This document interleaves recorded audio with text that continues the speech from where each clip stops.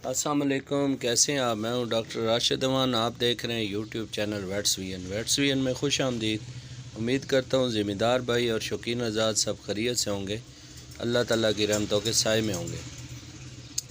یہ گائے چیک کی ہے، اس کی پریگننسی چیک کی ہے، یہ تقریباً 7 ماہ کی پریگننٹ ہے۔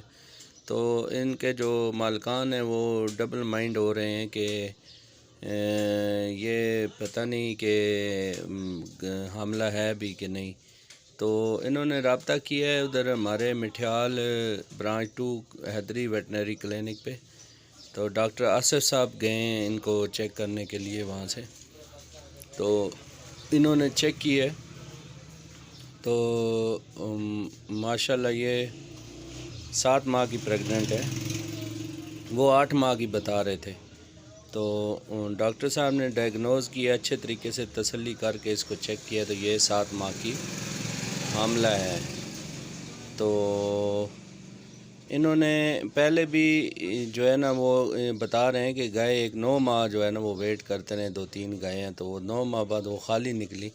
تو فارمر حضرات اور شوقین حضرات سے گزارش ہے کہ جو ہی جانوروں کو حمل کا جو انسیمنیشن کروائیں، چاہے انجیکشن لگوائیں یا پھر بیل سے اگر اس کو کراس کروائیں تو کم از کم 2 مہینے بعد چیک کروا لیا کریں۔ تو اس سے یہ ہوتا ہے کہ مطلب ایک تو تسلی ہو جاتی ہے کہ جانور حاملہ ہے یا خالی ہے۔ تو یہ ہے کہ جانور کو پورا سال جو ہے نا وہ رکھنا نہیں پڑتا۔ تو یہ مطلب جانور رکھنا بھی آج کل کے دور میں بڑے مشکل ہیں اور بڑی مہنگائی ہے۔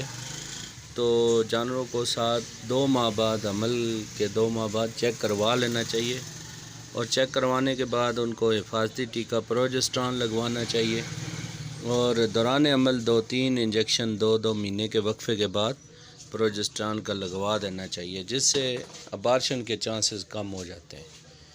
اور حاملہ جانور کی صحت کا بھی اچھے طریقے سے خیال رکھنا چاہیے، وقت پہ ڈی ورمنگ کروانی چاہیے۔